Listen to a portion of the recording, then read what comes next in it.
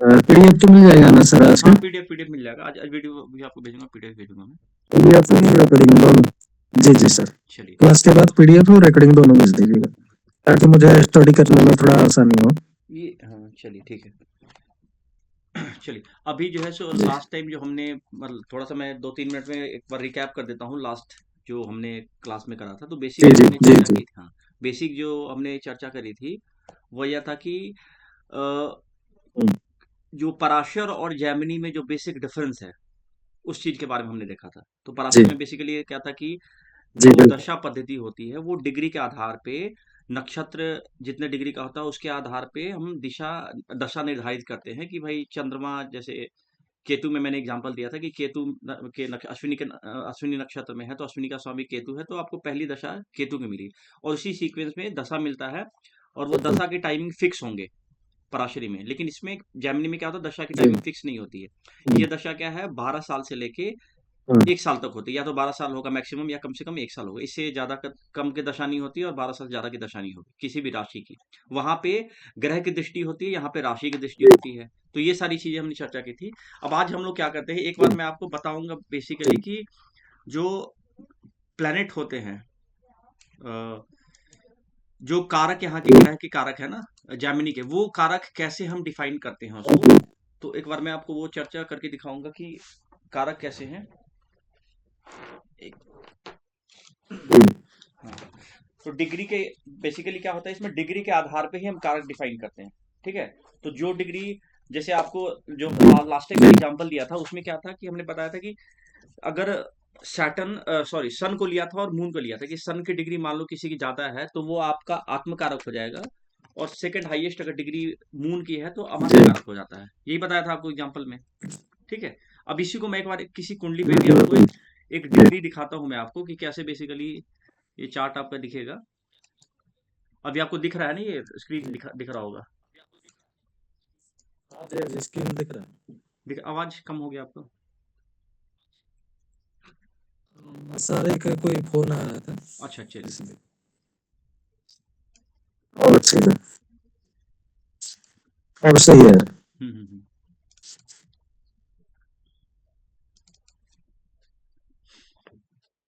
चलिए, तो एक बार गणेश जी को, जो कि ज्योतिष के मेन कारक माने जाते हैं, उनकी आराधना एक बार कर ले।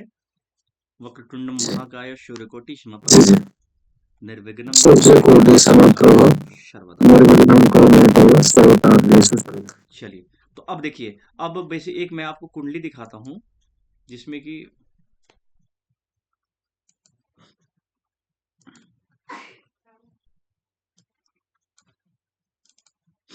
किसी भी आप उसमें आप सॉफ्टवेयर नहीं भी है तो मोबाइल पे भी जो कुछ फ्री वाले सॉफ्टवेयर आते हैं ना, जैसे एस्ट्रोटॉक हो गया, कुछ कुछ सॉफ्टवेयर है, तो उसमें आप करोगे तो आपको उसमें भी क्षर दशा दिख जाता है। तो बहुत परेशान होने की आपको जरूरत नहीं है। ठीक है।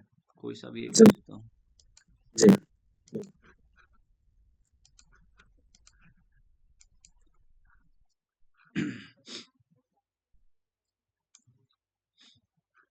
ओके।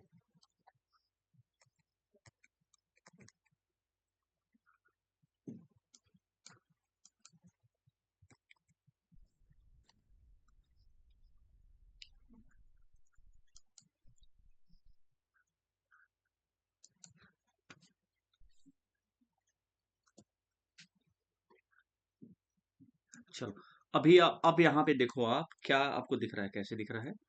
देखो, सबसे पहले हम लोग यहाँ पे देखो, डिग्री भी सबकी दिख रही है ना। ऊपर ये चार्ट जो लग्न चार्ट है आपका है। जी जी बिल्कुल। ठीक है। ओके। हाँ अब लगना चाहिए। हाँ, लग्न जी चार्ट है, ठीक है। अब लग्न चार्ट में देखो, यहाँ पे सबसे जो जी ज्यादा डिग्री वाला एक बार ढूंढो, उसमें कौन सा है। सर जुपिटर दिख रहा है जुपिटर दिख 20 रहा है। डिग्री का। हम्म। जी जुपिटर दिख रहा है 20 डिग्री का। ठीक है। अब इसको मैं एक बार आपको जी स्क्रीन पे ले लेता हूँ। हम्म।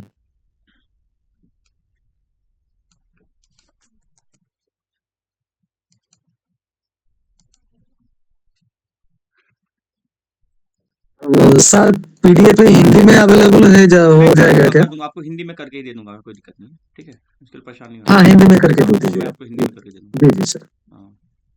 जी जी सर। चलिए, अब देखिए इसको मैं यहाँ पे दिखाता हूँ आपको।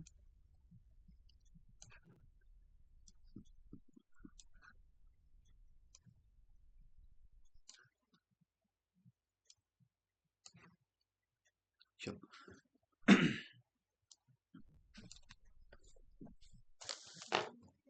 अब यहाँ देखो, जो आपका लग्न चार्ट जो दिख रहा है आपको, इसमें डिग्री सबसे पहले देखो कि सबसे जो जी लग्न सर। की डिग्री है उसको छोड़ के प्लैनेट्स की डिग्री आप देखो कि सबसे ज्यादा डिग्री किसकी दिख रही है आपको। सर सबसे ज्यादा डिग्री जुपिटर की दिख रही है, 20 डिग्री। ओके, जुपिटर की डिग्री आपको 20 डिग्री दिख रही है, तो किस और हाउस में? 12 हाउस में। गुड, चलिए ठीक है। जी सर। तो ये अब देखो, जो जी सबसे जी ज्यादा जी डिग्री वाला प्लैनेट होगा उसको हम क्या बोलेंगे? जी। अमात्य कारक, आत्मकारक बोलेंगे। अब यहाँ, आत्मकारक। हाँ ठीक है, अब यहाँ देखो आत्मकारक। आपको, हाँ आत्मकारक हो गया। जी तो ये आप देखो डिग्री मैं दिखा रहा हूँ आपको यहाँ पे, जी यहाँ पे जी आत्मकारक हो गया आपका, ठीक है। ओके, अब चले आओ आप दूसरी डिग्री पे। जी तो जी जी। दूसरे सेकंड हाईएस्ट डिग्री कौन सी आपकी है? दूसरी 16 डिग्री मरकरी की है। हाँ, तो ये देखो आपका ये सेकंड वाला, जो सेकंड हाईएस्ट डिग्री वाला है वो आपका होगा अमात्य कारक होगा। ये बेसिकली आपके प्रोफेशन और पैसे से रिलेटेड मास्टर। चीजों को देखना है आपको, तो अमात्य कारक से देखेंगे, ठीक है। तीसरी हाईएस्ट डिग्री जो आपको है जी जी। वो आपकी है मून की।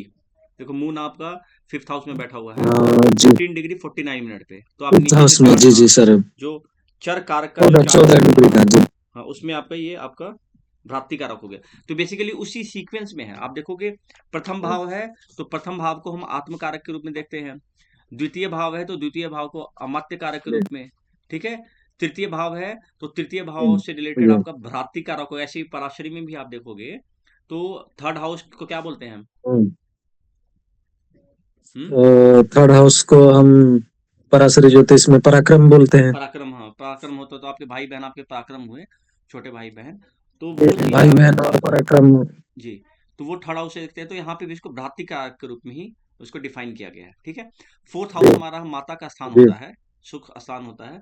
तो यहाँ पे भी जी। आप देखो जो फोर्थ हाईएस्ट डिग्री है, मतलब टॉप से जो फोर्थ में नीचे की तरफ आएंगे आप, तो ये आपको यहाँ पे हाँ, मातृकारक है। वो वीनस है।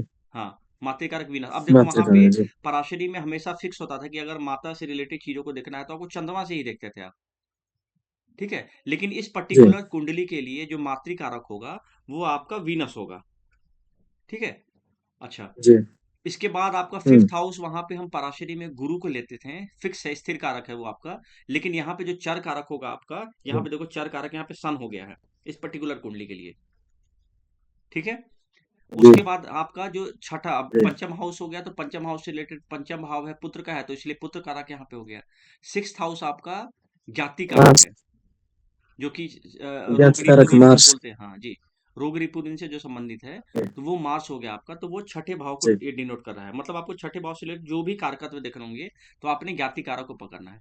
इसीलिए जैमिनी ज्योतिष में बोलते जी हैं कि आपने जिस किसी भी कारक का संबंध अगर ज्ञाति कारक से हो जाता है तो उस कारक से संबंधित आपके लाइफ में प्रॉब्लम रहती है। जैसे मान लो कि मातृ कारक और ज्ञाति कारक कहीं बैठे हुए हैं, एक साथ इकट्ठे बैठे हैं, या दृष्टि संबंध, दृष्टि आपको पराशरी अभी भूल जाना है दृष्टि में।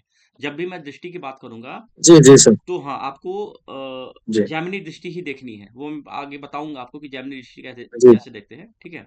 अब पराशरी दृष्टि नहीं, जी यहाँ पे ध्यान रखना है, जैमिनी दृष्टि की बात हमेशा करेंगे, ठीक है। तो अब जिस जी किसी के साथ जी। भी संबंध बनाएगा जो भी कारक ज्ञाति कारक के साथ, तो उस कारक से संबंधित प्रॉब्लम होने वाले हैं। या किसी भी दशा में अगर 6 8 12 में ज्ञाति कारक हो रहा है तो आप मान के चलो कि उस दशा में आपको थोड़ी प्रॉब्लम रहेगी, ठीक है। वैसे जी देखते हैं। अच्छा, जी। उसके बाद आप आओ दारा कारक, जो सेवन्थ है, सेवन्थ हाईएस्ट होगा, सबसे मतलब लोएस्ट बोल लो उसको। अब देखो 2 डिग्री 43 मिनट से लोएस्ट। नीचे कोई भी नहीं है यहाँ पे। सैटर्न को देखोगे आप, तो सैटर्न थर्ड हाउस कहाँ बैठा हुआ है? सटन सटन है। हाँ, दसम स्थान में, टेंथ दसम हाउस स्थान में, में, टेंथ दसम। हाउस में बैठा हुआ है, जो कि 2 डिग्री 43 मिनट का है, ये इससे कम कोई भी नहीं है। तो यहाँ पे हो गया आपका दारा कारक हो गया, जो कि जी सेवन्थ हाउस को रिप्रेजेंट कर रहा जी है। तो आप नाम से भी देखोगे तो वैसे ही आपको पता चल जी जाएगा, वहां भी हम सप्तम भाव को देखते हैं दारा भाव के रूप में, जय स्थान के रूप में। वैसे यहाँ पे भी दारा जी के रूप में ही हम देखते हैं इसको। जी तो अब 7 हाउसेस हो गए जी और सर। 7 कारक हो गए आपके एक सीक्वेंस में। उसके बाद बाकी के जो अगले जो आपके जी 6 हाउसेस बचे हैं उसको मैं बताऊंगा कि कैसे हम देख के उसको, मतलब किस कारक से हम बाकी 6 हाउस को देखेंगे हम। तो जब हम कारक की बात करेंगे तो हम जी उसमें सर। देखेंगे, ठीक है। जी चलिए, अभी जी। के लिए अच्छा, अब क्या है आपको कि यहाँ पे बेसिकली जो देखने की ज़रूरत है आपको, आज और मैं बता देता हूँ आपको कि दशा बेसिकली जो होगा आपका वो सर इसका इसका थोड़ा क्लियर कर दीजिए, ये इसका हो जाएगा, ये आत्मकारक से क्या कौन से उससे वो मैं आपको देखेंगे? पूरे डिटेल में बताऊँगा आपको। हर एक कारक का बाद में बताएंगे हाँ, आज। हर अभी जस्ट दशा वाला एक बार और जो राशि है उसके बारे में बता के हम इस पे ही आएँगे। क्योंकि होगा क्या ना, कई दफ़ा मैं आपको बीच जी। में राशि के साथ कुछ कारक को रिलेट करूँगा तो आप समझ ही नहीं पाओगे कौन-सा कारक क्या है। इसलिए मैंने आपको बस एक अंदाज़ दे दिया कि ये हाँ जी, कारक हाँ है, जी। ठीक है? हर एक कारक को हम डिटेल में पढ़ेंगे कि किस-किस जी, हाउस से जी। रिलेटेड कौन-कौन से कारक हैं, ठीक है? जैसे मैंने स्टार्टिंग में बताया आपको कि हुँ, अमात्य कारक जी, को सेकंड हाउस के लिए भी देखते हैं और 10th हाउस के लिए भी देखते हैं, ठीक है? तो अब ये चीज़ें जी, अब देखो जी, आप यहाँ पे दशा के लिए बात करें तो दशा में जो मैंने बताया था आपको कि मैक्सिमम जो दशा होती है 12 साल की होगी और मिनिमम दशा आपकी 1 साल की होगी। महादशा की बात कर रहा हूँ जेमिनी में। अब आपको कोई भी हाँ इवेंट जी। देखना है तो अब यहाँ पे हमेशा आत्मकारक को पकड़ना है, सॉरी अंतरदशा को पकड़ना है। क्योंकि अंतरदशा क्या होता है 6-6 महीना का भी बिल्कुल। होगा। अब जैसे जितने साल की महादशा होती है, अंतरदशा उतनी ही महीने हुँ, की होती है। ठीक है? जैसे जी, 12 वर्ष का अगर किसी जी, राशि की दशा है, तो उस राशि का जो अंतर होगा, जी, वो 12 महीने का होगा। ठीक है? 6 जी, वर्ष की राशि दशा है महादशा, तो जी, 6 महीने की आपकी अंतर्दशा होगी। जी, ये उसका सीक्वेंस होता है। हम आगे जी, इसमें बताऊँगा मैं कि कैसे कैलकुलेट करते हैं। तो अभी के लिए इतना आपको समझने की ज़रूरत है हाँ, कि जो दशा चलेगी आपकी, वो दशा मैक्सिमम 12 साल और मिनिमम 1 ईयर होगा। अब कैसे होगा वो भी हम इसमें देखेंगे। चलो, अभी एक बार में हम देखते हैं हम लोग की जो राशियाँ हैं, वो राशि चूँकि राशि का इसमें महत्व है, चूँकि राशि की दशा है, तो आपको राशि का बिल्कुल एक हुँ, इमेज हमेशा बैठना चाहिए दिमाग में कि जो राशियाँ हैं, वो किस-किस चीज़ को रिप्रेज़ेंट करती हैं और किस शेप में है, जिसकी वज़ह से आप प्रेडिक्शन आपका आसान हो जाएगा। तो जो सबसे पहले जो मेष राशि आपकी है, हाँ जी, ठीक है? मेष राशि को देखो, मेष राशि का जो आप जी, देखोगे पिक्चर, देखो, कैसा है मेढ़ जो आपका है ना ये, हाँ, तो ये नो सर वाले जी, पोर्शन को जी, ज़्यादा दिखाता है, ठीक है? तो अब अगर मैं बताऊँ उसको कि काल जी, पुरुष के हिसाब से भी देखोगे आप, तो मेष राशि जो रिप्रेज़ेंट करता है आपको शिप को, जो भेड़ होते हैं ना, उसको रिप्रेज़ेंट करता है ये, ठीक है? मेष राशि जी, भेड़ को लिखते भी रहो साथ। जी, एक अच्छा एक चीज़ और आप ध्यान रखना, जैसे आप पहले जो गुरु परंपरा जो चलती थी, उसमें क्या होता था? पढ़ाई जो कर रहे जी, हैं लोग, बिल्कुल कंठाग्र करा दिया जाता था चीज़ों को। लेकिन आजकल हम लोग क्या हो गया हाँ कि जी, हम हाँ लोग जी, आजकल वीडियोज़ के चक्कर में चलो वीडियो देख लेंगे। और मैं बताऊँ आपको, मेरे पास कितने वीडियो पड़े जी, हैं जी, जो जी, कोर्सेज़ खत्म हो गए, मैं नहीं देख पाया दोबारा। तो इसलिए कोशिश करना है जी कि सर, हाँ, कोशिश करना है कि जितना मैं क्लास में बता रहा हूँ, उसपे बिल्कुल कुछ-कुछ लिखते भी जाओ और जहाँ नहीं समझ में आ रहा, आप उसी से मैं जी, पूछ लिया करना और वीडियो तो आपको मिलेगा ही नो डाउट। लेकिन कोशिश करना कि मैं वीडियो को भरोसे ना जी, रख के मैं याद मतलब साथ में ही चीज़ों को करते चलूँ मैं। जो मेरा अनुभव है हाँ, वो हाँ, आपको शेयर जी, कर रहा हूँ मैं, कि बाद में हम लोग कितने जी, सारे इवन जो नोट्स हम लोग बनाते हैं, वो दोबारा खोल नहीं पाते हम लोग नोट्स। सच्चाई है ये। जी, बिल्कुल, और इसीलिए देखो पहले के जी, ज्योतिषाचार्य लोग ज़्यादा अच्छे होते थे। क्यों? ये चीज़ों को कंठाग्र कर सारे जो आपके वेदांग वो सब चीज़ें सब कंठाग्र होता था। तो वो चीज़ें जी, ख़ैर। जी सर, तो अब देखो मेष राशि मेष को रिप्रेज़ेंट करता है। अगर अब उसमें अगर लिखना चाहोगे आप, तो जो रिप्रेज़ेंट करता है आपको मेष राशि, वो दिमाग को रिप्रेज़ेंट करेगा, हेड को रिप्रेज़ेंट करेगा, ठीक है? कलर में रेड कलर को जी, रिप्रेज़ेंट करेगा ये, हाँ, ठीक है? अच्छा, मेढ़ को आप देखोगे तो कहाँ पे रहता है वो? बेसिकली जंगल में रहता है और पानी वाले इलाके में रहता है, हुँ, ठीक है? अच्छा, उसके बाद वृष राशि को जी, देखो आप। जी, हाँ, वृष राशि क्या है? ये आप इसका देखो आप पिक्चर, ये बैल को रिप्रेज़ेंट कर रहा है वृष राशि, ठीक है? जी सर, हाँ, वृष राशि आपको बैल को रिप्रेज़ेंट करता है। तो बैल आप देखोगे कि आप जी, वैसे भी देखना कि वृष राशि की जिसकी दशा चल रही होती है ना, वो मतलब उस राशि दशा में मेहनत बहुत बढ़ जाता है आपका, ठीक है? क्योंकि बैल भी खुद ही देखते हैं ना कि कोलू का जी, बैल बोलते हैं, एक जी, ही तरह घूमते रहता है। तो बिना काम के भी आपको एफर्ट बहुत लगाने जी, पड़ेंगे, ये सब चीज़ें हैं, ठीक है? उसके बाद अगर शरीर में बात जी, करूँ मैं, तो ये आँख जी को सर, रिप्रेज़ेंट करता है ये, और दाँत को रिप्रेज़ेंट करता है, ठीक है?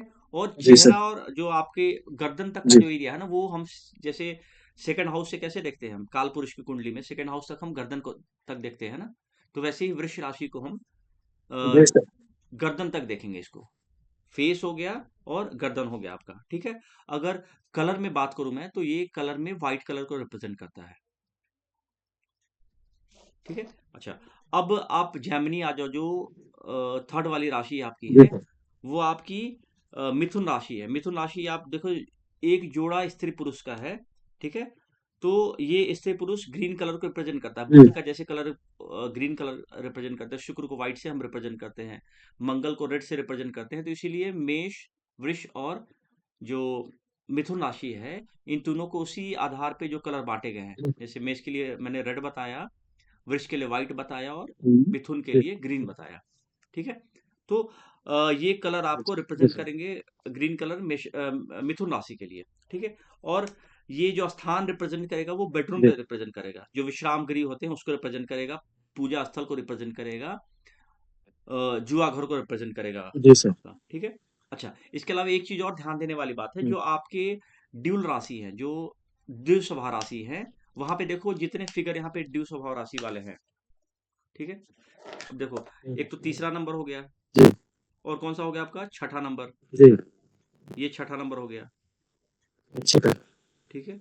जी उसके बाद आपका हो गया जी धनु राशि, हो गया आपका, और ये मीन राशि हमेशा। तो इसमें देखो, सब में दो जी। दो चीजें यहाँ पे आपको दिखाई जा रही हैं। वो तो हाँ, तो अब जो जी है सो यहाँ पे डबलिटी। देखो, हाँ, अब क्या है कि इसीलिए ड्यूल नेचर होने की वजह से राशि का, अब आपको राशि के फीचर पता होंगे ना, तो जैसे ही आपकी उस राशि की दशा आएगी, तो आपके दिमाग में होगा कि अच्छा ये चीजें हैं। सिंह राशि की दशा आ रही है तो आपके दिमाग में आ जाएगी, अच्छा लगता है जंगल वो सब चीजों से रिलेटेड कुछ है संबंध, या किसी का प्रोफेशन का संबंध अगर जी सिंह राशि से बन रहा है, तो उस प्रोफेशन के दौरान वो भटकते रहेगा कहीं जंगलों की तरफ, या वैसे कुछ उसके रिलेशन बनेंगे।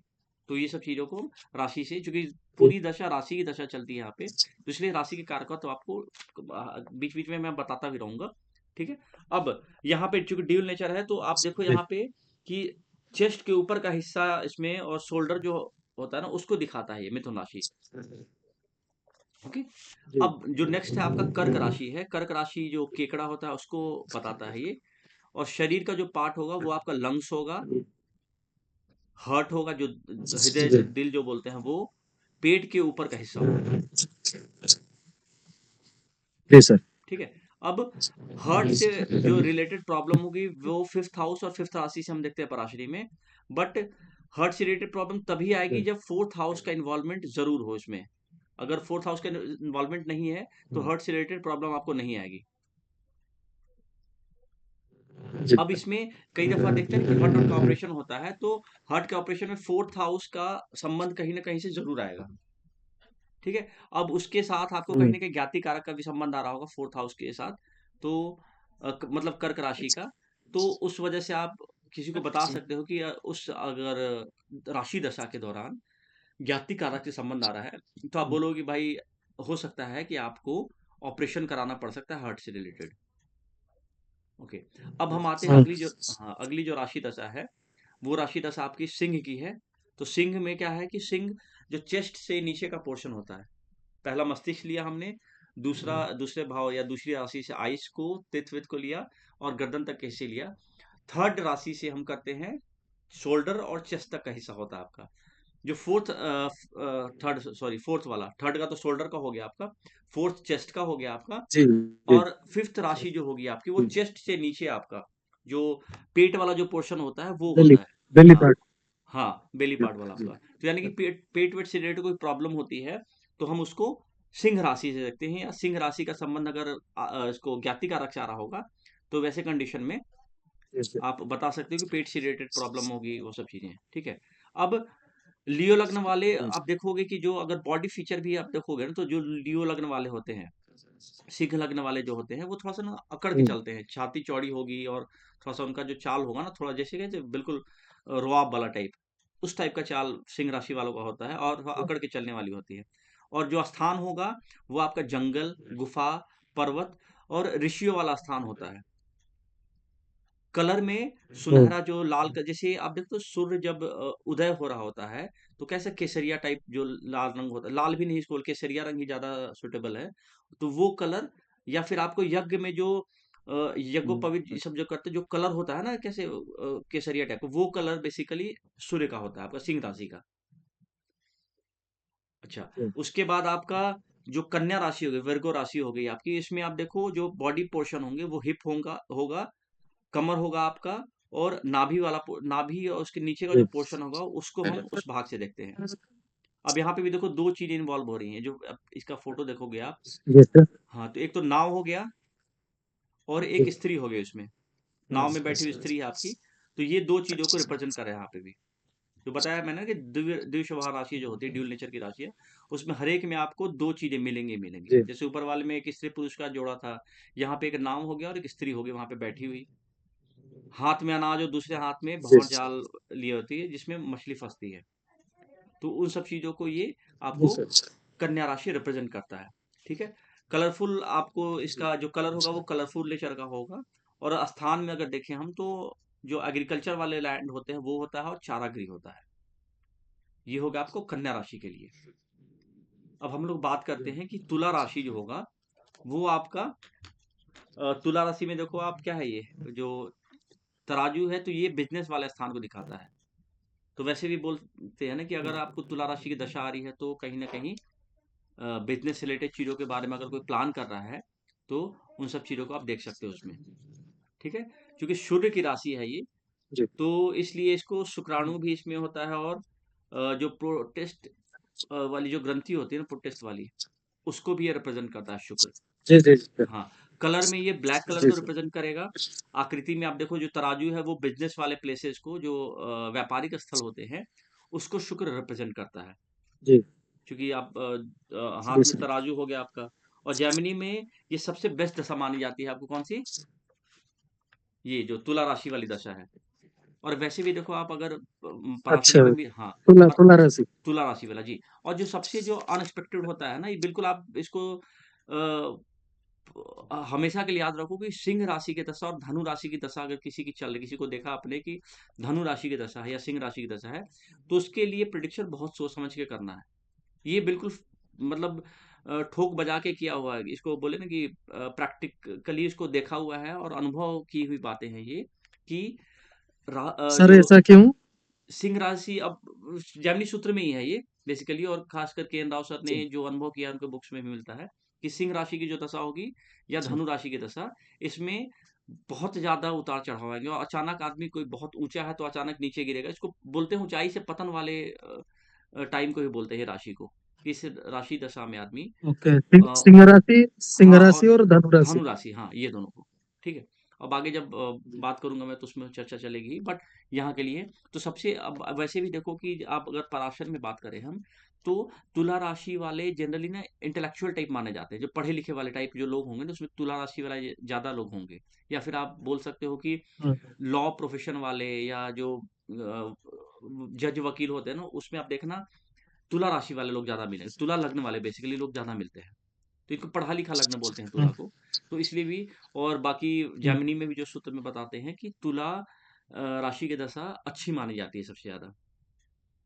ठीक है? अच्छा, हम्म। उसके बाद आप देखो कि शुक्र की जो दशा आती है आपके पराशरी, उसमें भी तो वो भी बहुत अच्छी मानी जाती है। क्यों? क्योंकि शुक्र लग्जरी का कारक है। बट उसके बाद वाली जो दशा आती है सूर्य की दशा, वो कहीं न कहीं आपको स्ट्रगल देता है। तो वैसे ही आपको यहाँ पे भी हम देखने को मिलता है कि जैसे स्कॉर्पियो की दशा आएगी, अब तुला राशि की दशा आपको अच्छी मिली, वैसे ही भी आप गौर करना जो पराशरी दशा में भी जो सीक्वेंस आपको मिलता है, वो एक अच्छे राशि की दशा मिलती है, फिर एक खराब राशि की एक अच्छे ग्रह की दशा मिलेगी, फिर एक खराब ग्रह की दशा मिलेगी, फिर अच्छे, फिर खराब, ऐसी सीक्वेंस नेचर ने बना के दिया हुआ है। यहाँ पे भी आप देखो लगभग वैसे ही चलेगा आपको। यहाँ जब तुला राशि की दशा अच्छी गई, तो वृश्चिक राशि की दशा जैसी ही आती है, तो इस दशा में जनरली हेल्थ रिलेटेड प्रॉब्लम होती है। जो स्कॉर्पियो राशि की दशा होगी उसमें, जैसे आप देखोगे जी पराशरी में सूर्य की दशा, अगर सूर्य किसी का बहुत अच्छे कंडीशन में नहीं है तो सूर्य की दशा में जनरली प्रॉब्लम आती है। ठीक है? अच्छा, सर, उसके क्या अलावा इसलिए सर, एक मिनट हम्म, सर, क्या इसलिए कि ये कालपुरुष की कुंडली में अष्टम स्थान में आता है इसलिए? वृश्चिक राशि, जी हाँ बिल्कुल। ये देखो 8th हाउस अनएक्सपेक्टेड चीजों का है, अचानक चीजों के लिए। जैसे कोई एक्सीडेंट अगर हो रहा है ना, तो वहां पे कहीं ना कहीं 8th हाउस जी का इन्वॉल्वमेंट होगा ही होगा। बिना एर्थ हाउस के इन्वॉल्वमेंट के एक्सीडेंट जी नहीं हो सकता, या कोई भी ऐसे काम, ऐसे इवेंट जो अचानक नेचर के हैं।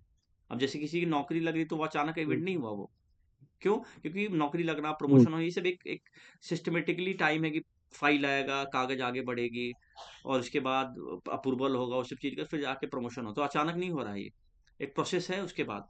लेकिन अगर जी सर। कहीं बच्चा पैदा हो रहा है वो अचानक हो गया आपका, ठीक है? और उसके अलावा एक्सीडेंट है तो खासकर एक्सीडेंट वाले केसेस में 8th हाउस का इन्वॉल्वमेंट आता ही आता है। अगर गाड़ी से एक्सीडेंट का है तो 8th हाउस, इसमें बड़ा अच्छे से आप इवेंट इसमें कर लोगे जेमिनी वाले में ना, मैं दिखाऊंगा एक्सीडेंट का भी कैसे पिन पॉइंट चीजें दिख जाती हैं। तो एक्सीडेंट आपका 8th हाउस हो गया, प्लस अगर गाड़ी से एक्सीडेंट हो रहा है तो कहीं ना कहीं शुक्र का इन्वॉल्वमेंट आएगा। और अगर ज्यादा कट छट हो रही है, टूट फूट हो रहा है, तो उसमें मंगल का भी इन्वॉल्वमेंट दिख जाता है आपको। तो इसीलिए पराशरी दशा में भी जी इसको सर। वृश्चिक राशि को थोड़ा-सा प्रॉब्लम जो मंगल की दशा आती है या सूर्य की दशा आती है तो इसमें प्रॉब्लम रहता है। वैसे ही यहाँ पे भी आपको वृश्चिक राशि की दशा आपको प्रॉब्लम देगी हेल्थ रिलेटेड। और दूसरा आपको जो दशा होगी मतलब वृश्चिक राशि की दशा में आपको षड्यंत्र से भी बच के रहने की जरूरत होती है। इस दशा में आपको जनरली विष रिलेटेड प्रॉब्लम भी आ जी। सकती है। जैसे खाना में जो विषाक्त कभी कुछ फूड पॉइजनिंग टाइप कुछ केसेस आ गए आपके, तो वो सारी चीजें इस दशा में जनरली देखने को मिलती है। हाँ। ओके। अब वृश्चिक राशि में आप देखो, जी। चूंकि 8th हाउस, जैसे हम लोग अभी आप भी बता रहे थे ना कि ये कालपुरुष की कुंडली है। तो कालपुरुष की कुंडली होने की वजह से, 8th हाउस होने की वजह से कालपुरुष का ये हेल्थ रिलेटेड प्रॉब्लम देता ही देता है। इसके जी बाद सर। अब चूंकि वृश्चिक राशि ये क्या है, छुपाव वाली राशि है, और जमीन के नीचे से रिलेटेड जो भी चीजें हैं ना उसको हम वृश्चिक राशि से देखते हैं। जो तेल वेल से रिलेटेड हो गया, खदान से रिलेटेड हो गया, जी सर। या इवन मान लो कि इंश्योरेंस से रिलेटेड हो गया। अब चूंकि देखो मृत्यु भाव है, तो मृत्यु भाव किसी को लाइफ इंश्योरेंस या वो सब से रिलेटेड जॉब है तो उसमें भी आप 8th हाउस का इन्वॉल्वमेंट देख सकते हो उसको। अच्छा, उसके बाद अगर कलर की बात करूं मैं, जी। तो ये प्योर गोल्डन कलर का ये होता है वृश्चिक राशि। ये सब कलर आपको वैसे उस जगह पे काम आएगा ना, जैसे मान लो कि जी। किसी ने पूछा कि मैं कौन सा जॉब करूं या क्या करूं, तो उससे रिलेटेड आप आपको फीचर पता है राशि के कार का तो पता है, तो आप थोड़ा सा कोरिलेट कर पाओगे। आज के डेट में तो ऐसी स्थिति है कि आप किसी के लिए जॉब का प्रिडिक्शन करना बिल्कुल इतनी टेढ़ी खीर है, ये आप कर ही नहीं सकते हो। पहले क्या 2 4 5 ही वो जॉब होते थे, प्रोफ़ेशन होते थे। जी। क्या है भाई, या तो आप सेनापति हो, आप कहीं पे जी। राजा के दरबार में हो कहीं पे आप, तो अब मंगल का प्रभाव है तो बता दिए कि भाई आप कहीं पे सेनापति होगो, और युद्ध वाले चीज़ों से रिलेटेड आपका काम होगा। दूसरा कहीं पे आपकी भाई सूर्य की दशा है, गुरु की मतलब अच्छी कंडीशन में है, तो आप बता सकते हो कि हाँ, आप पूजा-पाठ से रिलेटेड होगा आपका, पढ़ाई से रिलेटेड चीज़ें होंगी। नहीं तो आप कहीं वैश्य या जी सर। अगर वो है तो आप अ, वाणिक वाले व्यापार में उसमें इन्वॉल्व हो गए। यही 4-5 प्रोफ़ेशन होते हैं तो बताना आसान होता था। आज के डेट में तो प्रोफ़ेशन का नाम ही नहीं पता है किसी को ज़्यादा। इतने ज़्यादा प्रोफ़ेशन हैं जी कि सर। एक प्रोफ़ेशन बताओगे तब तक बोले नहीं, हम्म। नहीं गुरुजी हमने तो ये प्लान, मैंने तो ये पढ़ाई करी थी, और मतलब पढ़ाई भी आप आइडेंटिफ़ाई, पहले तो एजुकेशन भी यही था कि मैथमेटिक्स है कि साइंस है कि मतलब हिस्ट्री से जो सोशल साइंसेज़ होते हैं, सोशल स्टडीज़ होते हैं, वो है। वो सब चीज़ आज तो बायोलॉजी में भी माइक्रो बायोलॉजी हो गया है। इसके अलावा इतनी सारी स्टडी कि आज के डेट में जल्दी किसी को बतानी ही नहीं आपको कि आप ये पढ़ाई करोगे। फिर तो बोलेगा आपको पता ही नहीं कुछ। तो इसीलिए बोलते हैं कि उतना ही जी ज्योतिष को जी आज सर। के ज्योतिष को उतना ही आज के डेट में बोलना चाहिए जितना पूछा जाए। जितना सामने वाला पूछ रहा है उसके हिसाब से ही, और सामने वाले से उसके बारे में देश काल पात्र के हिसाब से चीज़ों को लेनी है। जैसे किसी के बारे में प्रेडिक्शन देना है तो एक बार कम से कम उसका बैकग्राउंड जान लेना है। जैसे मान लो कि किसी ने पूछ दिया कि हम्म। मैं आईएएस का एग्जाम देना चाहता हूँ, मतलब इंडियन इंजीनियरिंग सर्विसेज होते हैं ना, उसका एग्जाम मैं देना चाहता हूँ। अब आपने ऐसे कुंडली देखी और प्रिडिक्शन शुरू कर दिया कि भाई तुम तो ये ऐसे ये दशा आ रही है, वो दशा आ रही है, सूर्य की दशा आएगी, आप तुमको सरकारी नौकरी लग जाएगा। लेकिन आपको पता ही नहीं कि क्या इंजीनियरिंग करा हुआ, आईएएस का जो बेसिक क्वालिफिकेशन है क्या है, वो इंजीनियरिंग होगा तभी आप उसके लिए एग्जाम दे सकते हो, तभी एलिजिबल हो। तो इसीलिए देश काल पात्र ज़रूर देखना है। जी। जैसे बताते हैं ना कि एक ही टाइम पे अंबानी का भी जन्म हो रहा है, अंबानी के बेटे का भी, और उसी टाइम पे किसी और लाखों करोड़ लोगों का जन्म हो रहा हो, कुंडली तो सेम मिल रही है। तो क्या आप जो अंबानी के लिए जो जी बिल्कुल। प्रिडिक्शन, हाँ, क्या आप अंबानी के बच्चे के लिए जो प्रिडिक्शन करोगे, वही प्रिडिक्शन दूसरे के लिए भी करोगे क्या आप? नहीं ना? तो बैकग्राउंड पता नहीं होगा होता आपको है। तो चीज़ें थोड़ा अच्छी प्रिडिक्शन होगी। तो हमेशा थोड़ा-सा सामने वाले से पूछना है चीज़ों को। और दूसरा जो सबसे इम्पोर्टेंट चीज़ है कि आप प्रिडिक्शन का जो सबसे महत्वपूर्ण जो पहलू है ना, कि आपको एक बार चार्ट कंफर्म कर लेना है कि टाइम सही है कि नहीं। ऑल्दो देखो इन सब चीज़ों में टाइम लगता है। मतलब आप अब टाइम आप किसी का देखोगे, फिर पूछोगे सही है, नहीं है, फिर चीज़ों को मिलाओ, टाइम लगता है। लेकिन अगर वाक़ई में किसी का सही प्रिडिक्शन है देने का है, तो कम से कम 2-3 इवेंट मिला लेना है। जैसे मान लो कि मेजर जो लाइफ के इवेंट होते हैं, उसको पूछ लेना कि भाई आपकी शादी कब हुई थी? तो बताएगा कि मेरी जी शादी जी। 2005 में हुई थी। देख लिया कि भाई थोड़ा बहुत रिलेशन मिल भी रहा है कि नहीं। सप्तम सप्तमेश से आपका, या दारा कारक से जी। रिलेशन कोई आ रहा है कि नहीं, 7th पद से आ रहा है कि नहीं। तो आप बता दो कि हाँ नहीं ठीक है। इसके अलावा मान लो कि हम्म, लाइफ के जो इवेंट मेजर, मान लो कि बच्चे कब पैदा हुए, तो आप देखा कि पंचम पंचमेश की दशा चल रही है कि नहीं, इवन नवम की भी दशा चल रही हो, या पुत्र कारक का संबंध कहीं लग्न से बन रहा हो, ये सब चीजें हैं। तो आप दो तीन इवेंट देख लिया आपने, फिर हाँ एक इंश्योर हो गया कि हाँ चीजें ठीक है, फिर आप प्रिडिक्शन करोगे। दूसरा उसके अलावा और भी उपाय है आपका, मान लो कि लग्न से देख हम्म, लिया आपने, लग्न से बॉडी फीचर पता चल जाता है। अगर लग्न और राशि को कंपोजिट मतलब आप दोनों को मिला लो, तो आप किसी के बारे में जो बॉडी फीचर है वो प्रॉपर बता पाओगे आप, मतलब देख के भी आपको आइडिया लग जाएगा। अच्छा ये तुला राशि वाला है, तो देखते ही बिल्कुल, एक तुला राशि वाले देखते ही बिल्कुल अलग से, उसकी आंखें बिल्कुल चमकदार टाइप होंगी, चेहरा बिल्कुल होगा, हाइट लंबी हाइट वाले होते हैं ये सब। तो ऐसे करके आप बॉडी फीचर से भी, तो ये चीजें थोड़ी सी लग्न और उस सब चीजों को देख के जरूर एक बार चीजों को कंफर्म कर लेना, तो प्रिडिक्शन थोड़ी शार्पनेस आ जाएगी, आपकी एक्यूरेसी आ जाएगी। ठीक है। अब अब धनु राशि के जैसा की बात करें हम लोग, जी तो सर, जी सर। धनु राशि ये भी द्विस्वभाव राशि है। यहाँ भी देखो नीचे जो पोर्शन नीचे वाला वो घोड़े का है, और ऊपर धनुष लिया हुआ कोई व्यक्ति है। तो ये अगर देखोगे आप तो क्रीड़ा स्थल को जी भी दिखाता है ये। जैसे थर्ड हाउस में किसी के जी सर। धनु राशि होती है, तो जनरली आप बोल सकते हो कि स्पोर्ट्स में अच्छा हो सकता है ये। तो ये सारी चीजें हैं। युद्ध क्षेत्र को भी दिखाता है ये, जी क्योंकि हाथ में देखो धनुष लिया हुआ है, तो इसलिए इमेज जी को हमेशा दिमाग में रखना कि किस राशि जी का सर। इमेज क्या है। उसके अलावा आप देखोगे कि ये चूंकि अग्रेशन जी वाली राशि है, और पीछे वाला हिस्सा घोड़े का है आपका, और जो बॉडी पार्ट होता है वो जो थाइस है ना, जंग हम्म, जांग जो होती है, थाइस और हिप वाले पोर्शन को दिखाता है ये, जी जो आपका धनु राशि है। ठीक है। जी। कलर आपका पीला होगा, जैसे गुरु के लिए हम हम्म, येलो कलर हम्म, लेते हैं, तो वैसे ही इसके लिए हम धनु राशि के लिए येलो कलर लेते हैं। और जो अगर स्थान की बात करें हम, तो युद्ध क्षेत्र हो गया आपको, फोर्ट्स जो किला होता है उसको रिप्रेजेंट करता है ये धनु राशि। नदियां हो गई, और घोड़ों को रहने का जो अस्तबल, जो स्थान जो होता है अस्तबल, वो हो गया आपका। राजा और अधिकारियों का हम्म, स्थान हो गया, क्योंकि घोड़े और जनरल गरीब के पास तो किसी रहेंगे नहीं पहले के जमाने के हिसाब से। तो राजा और हम्म, चूंकि राजसी ग्रह है, राशियां है ना ये सब, तो वो आपको राजा और हम्म, अधिकारियों वाला स्थान, इसको आप बोल सकते हो धनु राशि को। अब अगर बात करें हम कैप्रिकॉन के, मकर हम्म, राशि की, तो मकर राशि में क्या है, शरीर हम्म, मगरमच्छ आगे वाला भाग होगा शरीर का, और उसके अलावा जो होगा हाथी होगा, इसमें बेसिकली हाथी को राहु से रिप्रेजेंट करते हैं इसमें। और देखोगे मगरमच्छ को, तो मगरमच्छ जी क्या सर। बहुत स्लो होता है, और राशि स्वामी भी देखो तो शनि खुद भी जो रिप्रेजेंट करता है स्लोनेस को ही दिखाता है, एक नेचुरल जो कारकत्व है शनि का स्लोनेस है, किसी चीज को स्लो कर देता है वो। तो वैसे ही इसको भी हम कैप्रिकॉन को जी भी, जो मगरमच्छ को देखते हैं, वो स्लो के रूप में देखते हैं। ठीक है। अब जो इस जो बॉडी पार्ट अगर होगा इसमें, तो दोनों घुटने होते हैं, इसीलिए आप देखो शनि अगर पीड़ित होता है ना किसी का, किसी भी मतलब पराशरी में बात करो, तो जी शनि अगर पीड़ित होगा, तो देखना उस व्यक्ति के ना घुटने खराब होते हैं। क्यों? क्योंकि काल पुरुष का 10th हाउस है वो। जी। तो वैसे ही यहाँ पे 10th राशि है, तो 10th हम्म, हाउस हम्म, भी, 10th राशि भी यहाँ पे घुटने को रिप्रेजेंट करेगी, क्योंकि शनि की राशि है तो। अच्छा। जी सर। उसके बाद आप देखोगे अब इसी में अगर ज्ञाति कारक, जो कि 6th हाउस को रिप्रेजेंट करता है, तो ज्ञाति कारक से अगर संबंध होता है शनि का, तो घुटने से रिलेटेड प्रॉब्लम के बारे में आप किसी को जी। प्रिडिक्ट कर सकते हो। ओके। अच्छा, उसके बाद आपके जो देखोगे, तो ये मगरमच्छ क्या करता है, दोनों जगहों पे रहता है, जमीन पे भी रहता है और पानी में भी रहता है। तो इसलिए इस टाइम पे सुख दुख दोनों का सामना करने की संभावना बनती है इस मकर राशि वाले दशा में। अब अगर कुंभ राशि की बात करूं मैं, कुंभ राशि क्या है आपका कि दोनों टखने, मतलब जो पिंडलियां जो पैर की होती हैं, उस पोर्शन को शरीर के वो हाँ, रिप्रेजेंट करता है ये। जी। अच्छा। उसके बाद आपको स्थान अगर आप बोलेगे, तो घड़ा है, जो एक्वेरियस का कुंभ कुंभ है, घड़ा है ये, तो घड़े को रिप्रेजेंट कर रहा है, तो कुम्हार हम्म, वाला स्थान हो सकता है आपका, और मिट्टी वाली जगह, और जहाँ पानी वाला, वो जगह को रिप्रेजेंट करेगा कुंभ राशि। और कालापन लिया हुआ हल्का सफेद कलर इसको जी। रिप्रेजेंट करता है ये कुंभ राशि।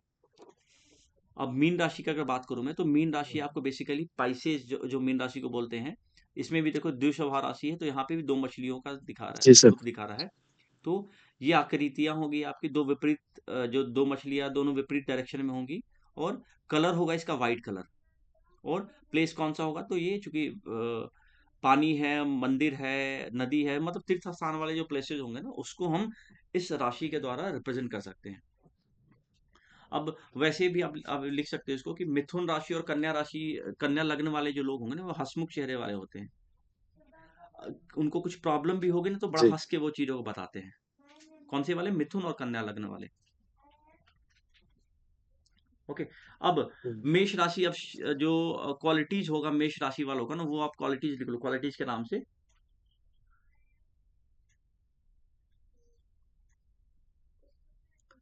मेष मेष राशि। राशि, हाँ, मेष राशि का तो गोल आंखें होंगी, फेस कैसा होगा आपका? ब्रॉड फेस, चौड़ा फेस होता है उसका, ठीक है। मिलनसार होगा। और यदि मेष राशि पीड़ित होगी, या पीड़ित का मतलब यहाँ पे यही होगा कि ज्ञाति कारक से संबंध होगा। ज्ञाति कारक मान लो मेष राशि में बैठ गया आपका, या उसकी दृष्टि अच्छा। पर ये ज्ञाति कारक की मेष राशि पे, तो उसमें शुभ अशुभ प्रभाव जी। उसके आधार पे आप बता सकते हो। और यदि एक राशि बैड इफेक्ट में आ जाए तो व्यक्ति झूठ भी बोलता है। मान लो कि मेष राशि बैड इफेक्ट में आ गया, वही जैसे पीड़ित है किसी खराब ग्रह के साथ, खराब राशि के साथ आपका पीड़ित है, या ज्ञाति कारक से पीड़ित है, तो ऐसे व्यक्ति झूठ भी बोलने वाले होते हैं, और इतनी सफाई से झूठ बोलेंगे कि आपको पता भी नहीं चलेगा। अब वृष राशि की बात करूं मैं, तो वृष हम्म। राशि की जो क्वालिटी होगी, बेसिकली लग्न वग्न में वृष राशि है, तो उससे आप कोरिलेट कर सकते हो क्वालिटी के बारे में। तो आंखें उसकी सुंदर होंगी। जातक जल्दी दूसरे को माफ कर देता है। जैसे कई लोग होंगे ना, आप कितना भी गलती कर लिया फिर सोचेगा छोड़ो यार, क्या झगड़ा करना इसी से, किसी से, तो कोई दिक्कत नहीं, आ जाओ, फिर से दोस्त बन जाते हैं, चाहे जल्दी माफ कर देंगे वो।